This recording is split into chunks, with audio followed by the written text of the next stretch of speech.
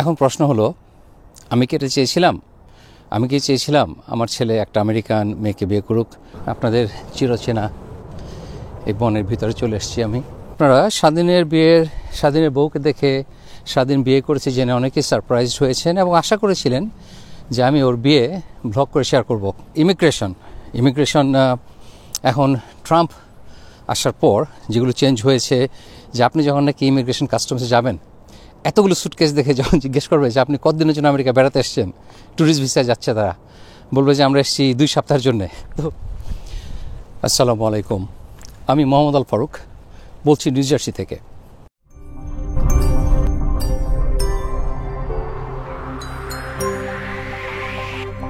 আকাশ যে শুধু মেঘলা তাই না, মেঘলা না, একেবারে ওভারকাস্ট, এবং তার সাথে আছে হালকা ঝিরিঝিরি বৃষ্টি আর ঠান্ডা, বেশ ঠান্ডা। আমার এই হ্যাট কিউট দেখা যাওয়ার জন্য পরি নাই, বৃষ্টির হাত থেকে এবং ঠান্ডা থেকে বাঁচার জন্য পড়েছি। আপনারা স্বাধীনের বউকে দেখে স্বাধীন বিয়ে করেছে জেনে অনেকেই সারপ্রাইজড হয়েছেন এবং আশা করেছিলেন যে আমি ওর বিয়ে ব্লগ করে শেয়ার করব, এবং সেটা যৌক্তিক একটা আশা। আপনারা ছোটোবেলা থেকে দেখে এসছেন বড় হতে, কাজেই এই ইচ্ছা এবং আশা আপনাদের থাকতেই পারে, দোষের কিছুই না। আর কাজেই সেটা নিয়ে আজকে কথা বলবো। তারপর ইমিগ্রেশন এখন ট্রাম্প আসার পর যেগুলো চেঞ্জ হয়েছে, যা হচ্ছে, কি হচ্ছে, এবং আমাদের কীভাবে সাবধানে থাকতে হবে অথবা কি করতে হবে, সে নিয়ে আমি আলোচনা করবো আজকে আপনাদের সাথে। আশা করি আপনারা এনজয় করবেন। আমি জানি আমার নেইবারহুড আমার মতো আপনারা মিস করেছেন। দীর্ঘ 11 মাস দেশের বাইরে থেকে ফিরে এসে নিজের চেনা জানা এই নেইবারহুডে হেঁটে ঘুরে বেড়াতে খুবই ভালো লাগছে। যদিও ঠান্ডা, ভেজা একটা ঠান্ডা, রেগুলার ঠান্ডা না, ভেজা ঠান্ডা। সে বাংলাদেশের যেদিন আপনি কাঁথার নিচে থাকবেন আর ইলিশ মাছ ভাজা দিয়ে ভাত খাবেন, সেই দিনের মতো ঠান্ডা আজকে। ফুল ফুটে গেছে, আর কিছুদিন পরেই চারদিক সবুজ হয়ে যাবে। তো স্বাধীনের বিয়ের কথা বলবো বলেছিলাম, তারপর ইমিগ্রেশনের কথা বলবো, এখনও বলছি না কেন? আগে বনে যাই, তারপর না হয় গল্প করি। যাচ্ছি আমার বাড়ির পিছনে যে বনটা আছে সেখানে, অনেক দিন যাওয়া হয় না। আজই প্রথম যাচ্ছি বাংলাদেশে এসে, আজই প্রথম যাচ্ছি আমেরিকায় এসে। এখানে আমি এসছি প্রায় 2 সপ্তাহ হয়ে গেছে, এখন এখানে আমি যাইনি, আজ যাচ্ছি।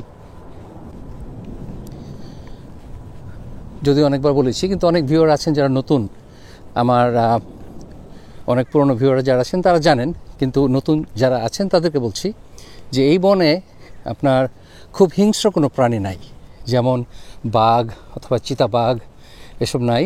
আর ভালুক আমাদের এলাকাতে নাই, নর্থ জার্সিতে অথবা পেনসিলভেনিয়ার সাইডে আছে, নিউ ইয়র্কেও আছে। আমাদের এলাকাতে বেয়ার নাই, ভালুক নাই।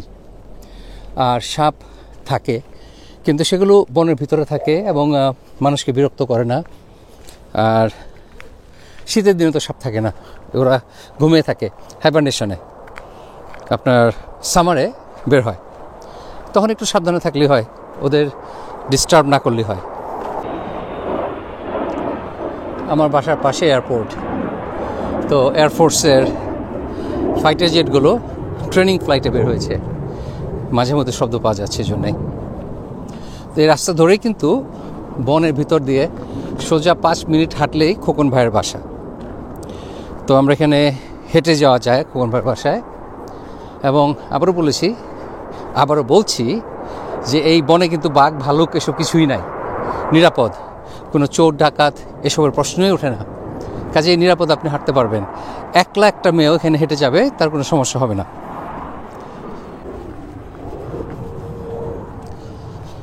আপনাদের চিরচেনা এই বনের ভিতরে চলে এসেছি আমি।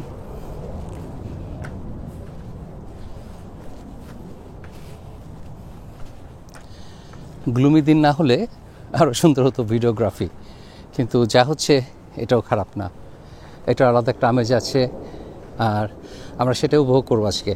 শুরুতেই স্বাধীনের বিয়ে নিয়ে কথা বলি। এখন সে কাকে বিয়ে করেছে এবং সে কে? একজন আমেরিকান সাদা মেয়ে, তার ধর্ম ক্রিশ্চিয়ান, তাকে বিয়ে করেছে। এখন প্রশ্ন আসে যে তাকে কি মুসলমান করিয়ে নিয়েছেন?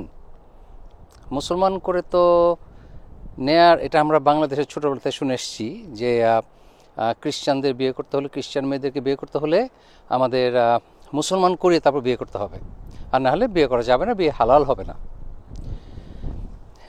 ইসলাম একটা ধর্ম যেটাকে আমরা মন থেকে বলে সেই ধর্মটা হয় না, এটা কোরআনে যা আছে সেটাই ইসলাম। এখন আমরা মসজিদে মৌলানা কি বললো, হয়তো তার শিক্ষাগত যোগ্যতা কিছুই নাই, সে হয়তো কোরআন ভালো করে বুঝে পড়েও নাই একবার সারা জীবনে, সেই লোক কী বললো সেটা নিয়ে আমরা মাতামাতি করি, অথচ কোরআনে কী লেখা আছে এটা আমরা জানতেও চাই না, এবং জানলেও সেটা মানতে রাজি না, অথচ আমরা মুসলমান দাবি করি নিজেদেরকে। আমি আমার গল্পটা বলি। রিসেন্টলি বাংলাদেশে আসার আগে আগে আমার পাড়ায় এক ভদ্রলোকের সাথে দেখা হয়ে গেল, মুরব্বী। আমার দেখে বললো, ভাইয়া আমি আপনার ভিডিও সবসময় দেখি, মার্শাল্লাহ, এত এইটা ওইটা, সে খুবই ভালো একজন সাপোর্টার, আমার একজন ওয়েল উইশার। তো জিজ্ঞেস করলো স্বাধীন বিজয়ের কথা, ওরা বিয়ে করেছে কিনা জানতে চাইলো। বললাম যে হ্যাঁ, স্বাধীন বিয়ে করেছে, আমার বড় ছেলে। আর তখন বললো, আচ্ছা, কোন দেশি মেয়ে, কোথাকার মেয়ে, বাংলাদেশি, ঢাকা থেকে বিয়ে করিয়েছে নাকি? আমি বললাম যে না, আমেরিকায় বিয়ে করেছে। ও আমেরিকা, কোন দেশি মেয়ে? বললাম আমেরিকান। ও মুসলমান? আমি বললাম যে না, সে ক্রিশ্চিয়ান। হ্যাঁ, তাহলে তো বিয়ে হালাল হবে না।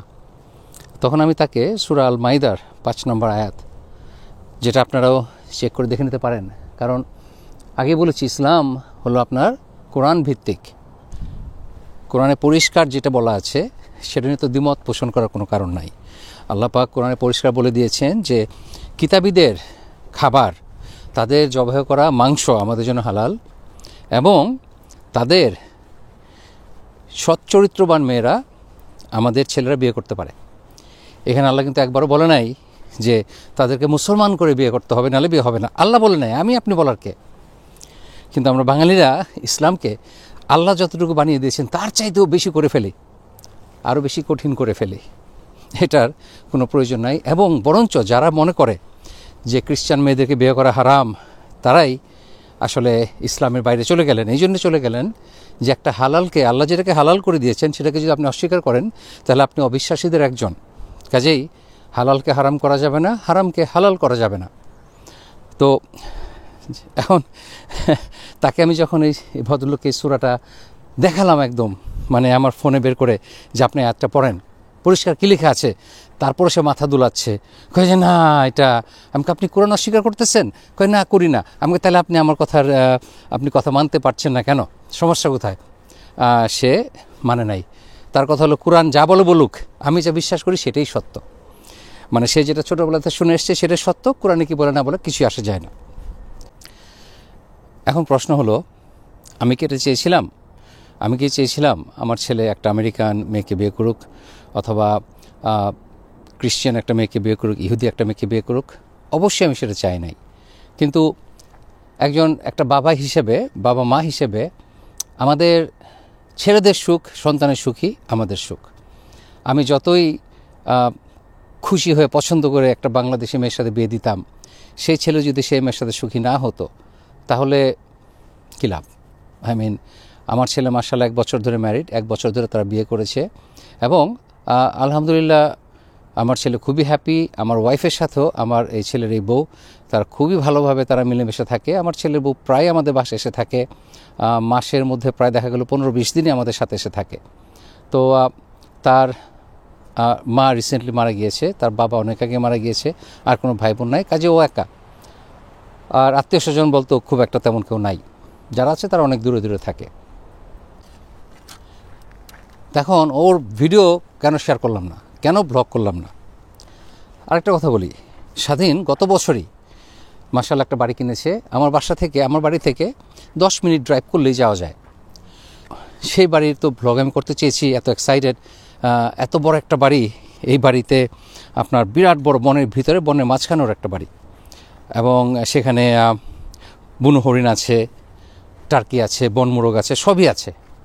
তো সেটা নিয়ে আমি এত এক্সাইটেড হয়ে যখন ব্লগ করতে গেলাম, স্বাধীন বলে যাবো, আমি চাই না আমার এই পার্সোনাল লাইফ ব্রডকাস্ট হোক, আমি আমার লাইফ প্রাইভেট রাখতে চাই। এখন বাংলাদেশে যারা শিক্ষিত অথবা যারা একটু বুদ্ধিমান তারা এটা বুঝবেন যে একটা বাচ্চা বড় হলে তার ব্যক্তিগত লাইফ থেকে আমাদেরকে একটু দূরে থাকতে হবে। তাদের ব্যক্তিগত লাইফ, তাদের ব্যক্তিগত উইশকে, তাদের প্রাইভেসিকে আমাদের রেসপেক্ট করতে হবে। কিন্তু আমার ভিডিও যারা দেখেন তারা সবাই যে উচ্চশিক্ষিত এটা আমি আশা করি না। তাদের অনেকেই ব্যাপারটা বুঝেন না। তারা মনে করে হ্যাঁ আমার ছেলের বিয়ে আমি শ্যুট করবো, ভিডিও করবো, সবাই দেখামো, এটা ছেলে কেন না করবে? আরে ভাই, তার সেটা তার অধিকার। সে যদি তার লাইফ প্রাইভেট রাখতে চায়, আমি বাবা হিসেবেও আমি তার সে অধিকার ক্ষুণ্ণ করতে পারি না। এটা হলো ব্যক্তি স্বাধীনতার একটা অংশ।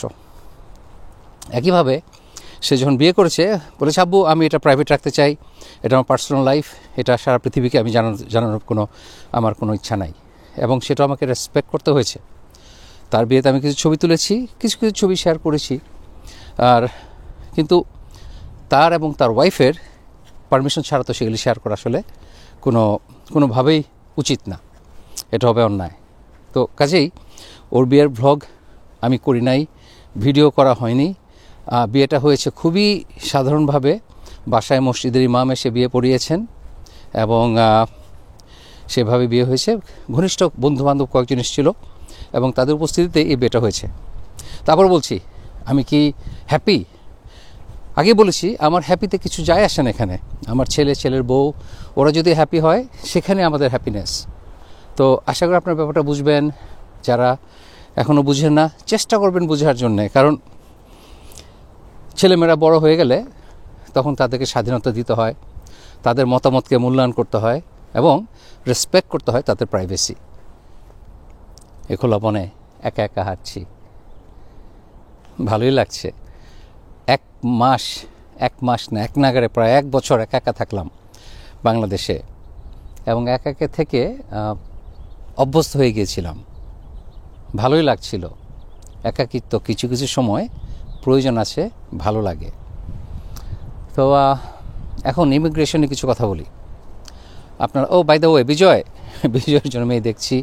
As a matter of fact এই ধরনের একটা সিচুয়েশন অ্যাভয়েড করার জন্যে আমি সেই স্বাধীন বিজয় যখন ক্লাস 10-এ পড়ে তখন থেকেই আমি ওদের জন্যে কন্যা খুঁজছিলাম, পাত্রী খুঁজছিলাম।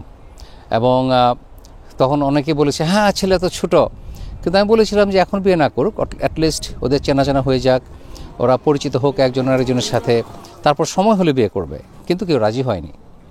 এরপরে কয়েক বছর আগে আমি একবার অ্যানাউন্স করলাম যে আমি আমার ছেলেদের জন্য কন্যা চাই। আলহামদুলিল্লাহ অনেক রেসপন্স পেয়েছিলাম, কিন্তু তখন ওদের অনুমতি নিয়েই কিন্তু সেটা আমি করেছিলাম। কিন্তু যখন নাকি মেয়েরা আসা শুরু হলো, 2-1টা জায়গায় একটু ঘটনা হয়েছে, আমি ডিটেলস বলতে চাই না। আচ্ছা একটুখানি বলি। ছবি দেখিয়েছে 6 বছর আগের ছবি। যখন ঢাকায় যে দেখতে গেলাম দেখি যে এই মেয়ে তো কোনোভাবেই এই ছবির সাথে কোনো মিল নাই। আমি আর বেশি ডেসক্রাইব করলাম না, একটা মানুষকে ডিসরেসপেক্ট করা উচিত না। তবে যেই ছবি দেখিয়েছে এই মেয়ের সাথে সেই ছবির কোনো মিল নাই। কাজে আমার ছেলে খুবই ডিসঅ্যাপয়েন্টেড হয়ে বলে আব্বু আমি আর বাংলাদেশে মেয়ে দেখতেও চাই না। এখন ওরা তো এইভাবে অভ্যস্ত না, ওরা খুবই স্ট্রেট ফরওয়ার্ড এবং সততার সাথে বড় হয়েছে। সেখানে যখন নাকি আপনাকে মিসগাইড করা হয়, মিথ্যে বলা হয়, ওরা সেটা কখনোই মেনে নেয় না, কারণ ওরা এতে অভ্যস্ত না। আমরা বাঙালির অভ্যস্ত, কিন্তু ওরা অভ্যস্ত না। তো কাজেই এটাতে একটা বিরাট বড় টার্ন অফ। প্লাস ওদের 2-1জন বন্ধুবান্ধবের মধ্যে এমন সিচুয়েশন হয়েছে যে মেয়েটাকে বিয়ে করে নিয়ে এসছে আমেরিকাতে, কাগজপত্র হওয়ার পরপরই সে তাকে ডিভোর্স দিয়ে তার বাংলাদেশে রেখে আসা বয়ফ্রেন্ডকে নিয়ে এসছে। এটা দেখে ওরা ডিসকারেজড হয়েছে। আমি বলছি না সবাই খারাপ, কিন্তু এটা দেখে ওরা সিদ্ধান্ত নিয়েছে বাংলাদেশ থেকে মেয়ে এনে বিয়ে করবে না। তো আমি চেষ্টা করছি বিজয়কে রাজি করাতে, কিন্তু সে রাজি হচ্ছে না। এখন একটা বড় ছেলে, তার নিজের বাড়ি আছে, গাড়ি আছে, ভালো চাকরি করে, তাকে তো আসলে ফোর্স করার কিছু নাই। সে যেটা চায় সেটা আমাদেরকে পছন্দ করি আর না করি রেসপেক্ট করতে হবে। ইমিগ্রেশন যারা অধীর আগ্রহ অপেক্ষা করছেন তাদের জন্যে অনেক আইন কানুন অনেক চেঞ্জ হয়ে গেছে। ইভেন যেগুলো যেটা আইনে বলা আছে করা যাবে, ট্রাম্প অ্যাডমিনিস্ট্রেশন এসে সেটাকেও অনার করছে না। ধরেন একজন আমেরিকান নাগরিক, সে যত বছর খুশি দেশের বাইরে থাকতে পারে, কোনো বিধিনিষেধ নাই। কিন্তু এখন তারা আমেরিকান সিটিজেনদেরকেও হার্ড টাইম দিচ্ছে বর্ডারে। যেমন আমি 11 মাস থেকে এসেছি, তো আমাকে আমাকে কোনো হার্ড টাইম দেয় নাই, আমাকে সিম্পল কয়েকটা প্রশ্ন জিজ্ঞেস করেছিল। একটা হলো যে কোত্থেকে এসছি আমি, বললাম বাংলাদেশ থেকে। তারপর বলল যে কোনো মার্চেন্ডাইজ এনেছি আমি, বললাম না। তারপর বলল যে কি কি খাবার, কোনো ইলিগাল খাবার কোনো দেশি, আমি বললাম যে না, আমি ইলিগাল কোনো খাবার আনি যা এনেছি সেটা সব ইলিগাল। বললো ওকে। তারপর জিজ্ঞেস করলো যে বাংলাদেশে থাকি নাকি আমেরিকা থাকি, আমি বললাম আমি তো আমেরিকায় থাকি। তো বললো যে 10-11 মাস বাংলাদেশে থেকে আসলেন, আমি বললাম যে হ্যাঁ আমি থেকেছি, কিন্তু আমি থাকি তো আমেরিকায়, আমি বেড়াতে গিয়েছিলাম বাংলাদেশে। বললো ও আচ্ছা। তো এই সিম্পল কয়েকটা প্রশ্ন জিজ্ঞেস করেছে, কিন্তু আমার ব্যাপারে ওরা খুব একটা বেশি কিছু করতে পারতো না, এই জন্যে যে আমি আমেরিকাতে বাড়ি ওন করি, আমি প্রতি বছর সময় মতো ট্যাক্স দেই, আমেরিকাতে আমার ছেলে মেয়ে বউ আছে, এবং আমেরিকাতে আমার ব্যাংক অ্যাকাউন্ট আছে, অ্যাক্টিভ ব্যাংক অ্যাকাউন্ট। কাজে এই বিভিন্ন ব্যাপারগুলোর কারণে ওরা আসলে তখন কিছু করতে পারে না। কিন্তু ধরেন এমন একজন আমেরিকান সিটিজেন, সে 5 বছর ধরে অথবা মাত্র পাসপোর্ট পেয়েছে, এরপরে চলে গেল দেশের বাইরে, 1-2 বছর পার হয়ে গেল, আসে না। তারপর দেখা গেল তার এই দেশে কোনো জমি জমা নাই, কোনো সম্পত্তি নাই, ব্যাংক অ্যাকাউন্ট নাই, অ্যাক্টিভ ব্যাংক অ্যাকাউন্ট নাই, তারপর তার ছেলে মেয়ে নাই। তখন তাকে কিন্তু আটকে দিতে পারে, বলতে পারে যে না, আপনি আপনার সিটিজেনশিপ অ্যাবান্ডন করেছেন, যে আপনি আর সিটিজেনশিপ রাখতে চান না, কাজে আপনাকে আর ঢুকতে দেওয়া হবে না। এরকম ঘটনা হয়েছে।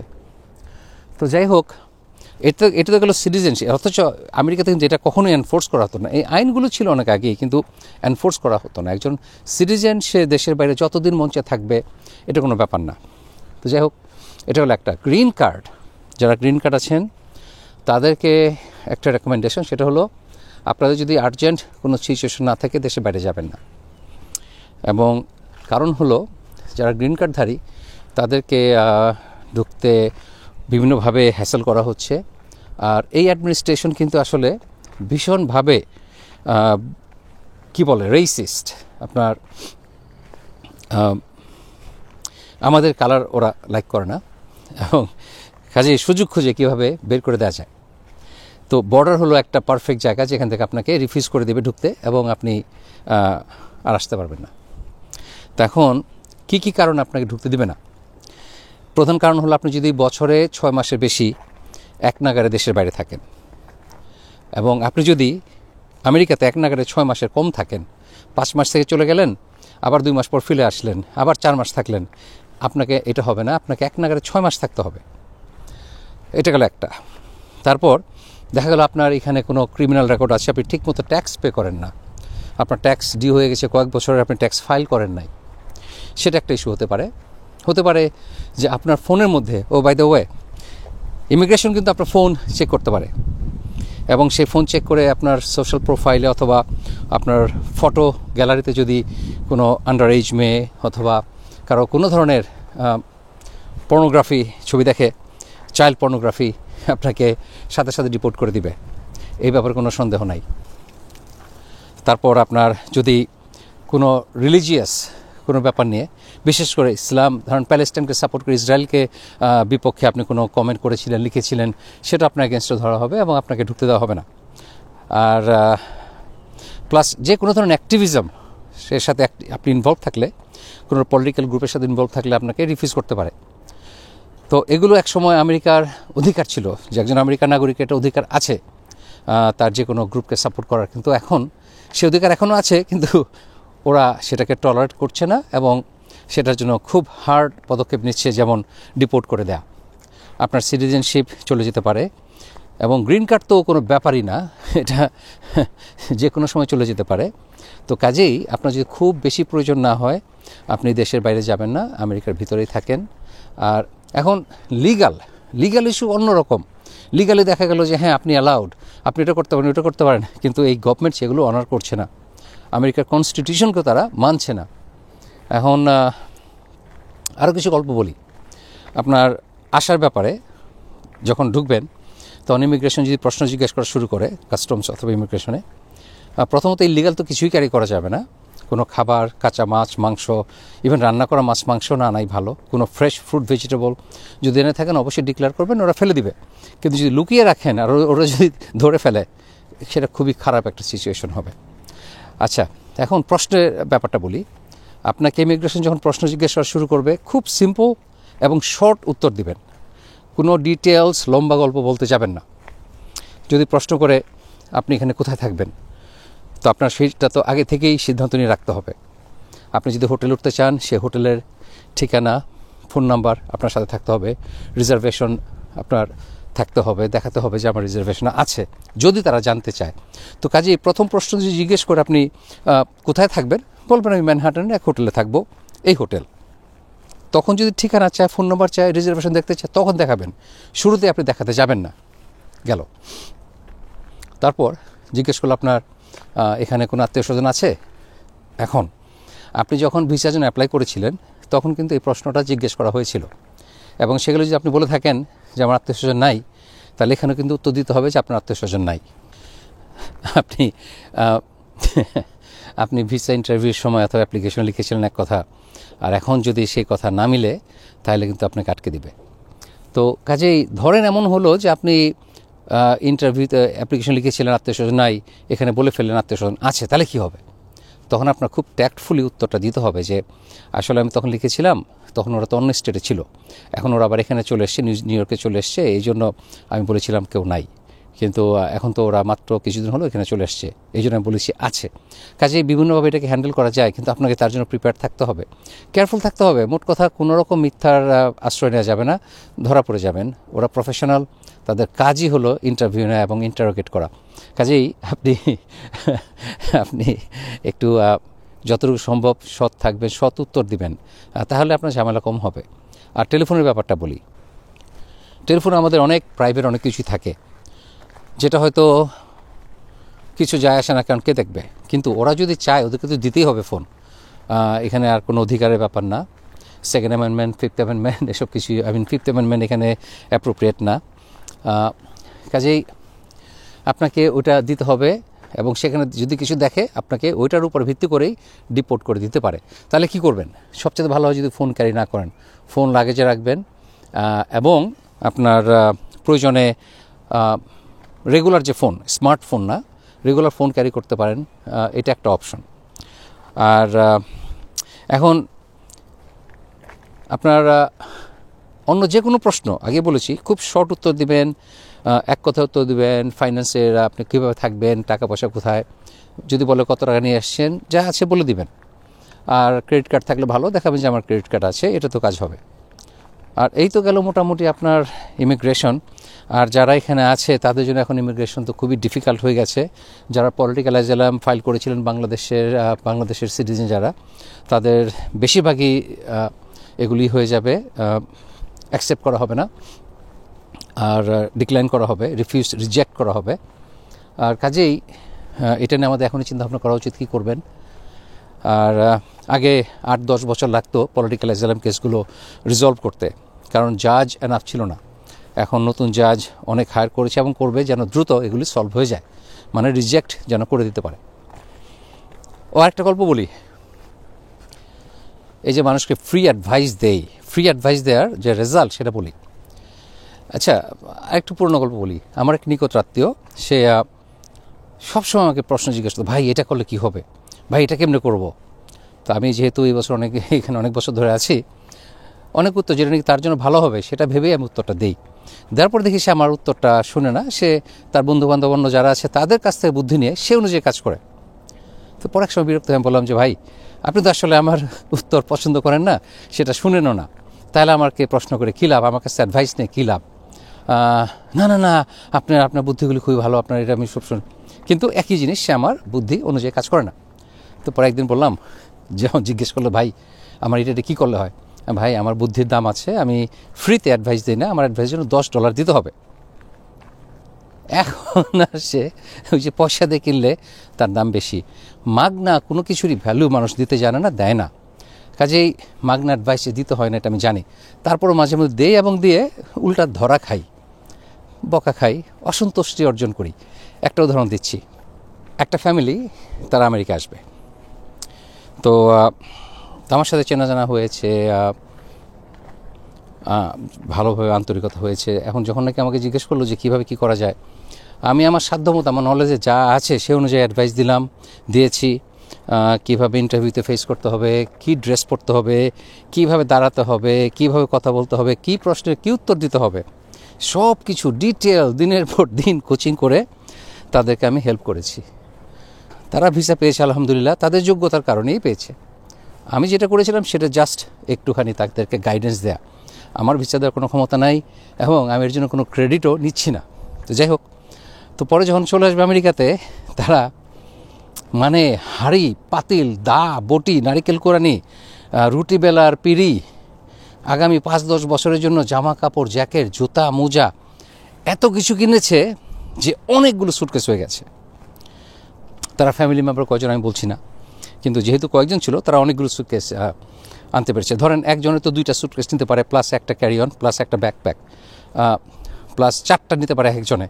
তো যদি 5 জন হয় 20টা পিস তারা নিচ্ছে সাথে। তখন আমি বললাম যে আপনাদেরকে নিউ ইয়র্কে পিক আপ করবে কে? বললাম বন্ধু আছে। তাই আমি বন্ধুর কয়টা গাড়ি?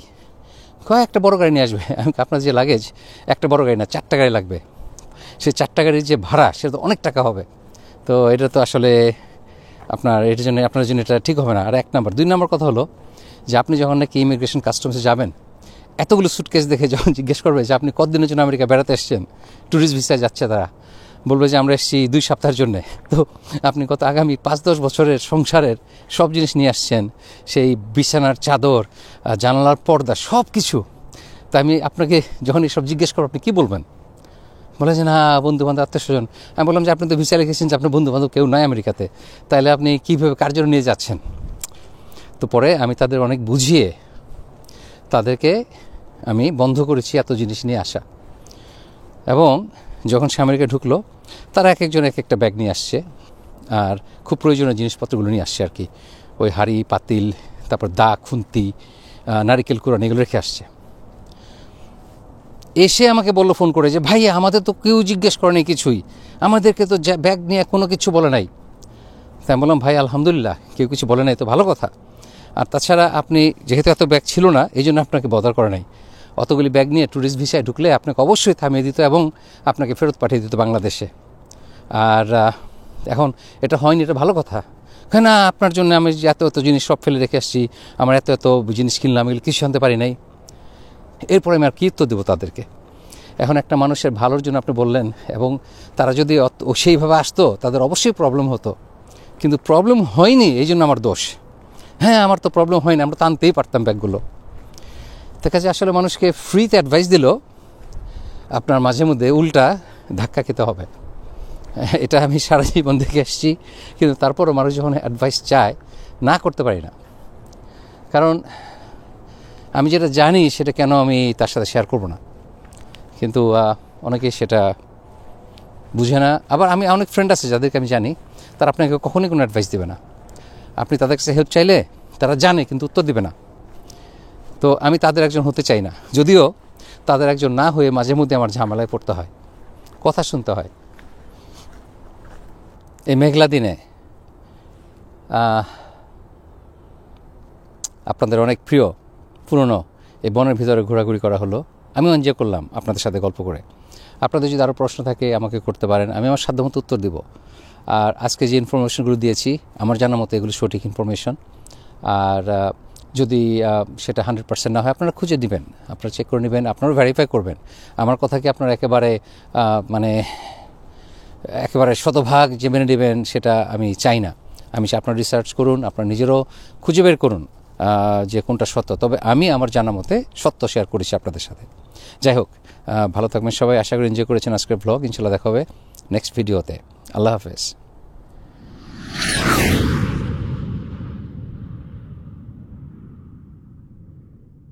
1, 2, 3 and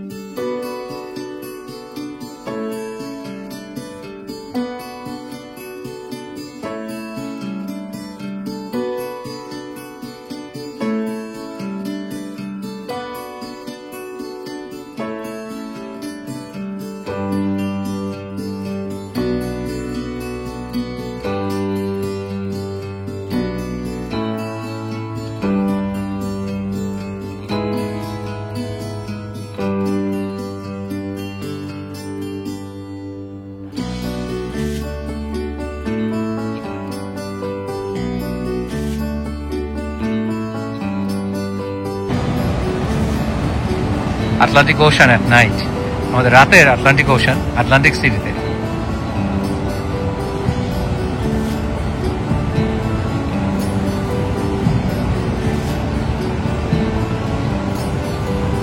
কুয়াশা পড়ে একেবারে মায়াবী একটা পরিবেশে তৈরি হয়েছে। অনেকদিন পর আসলাম, প্রায় 1 বছর পর।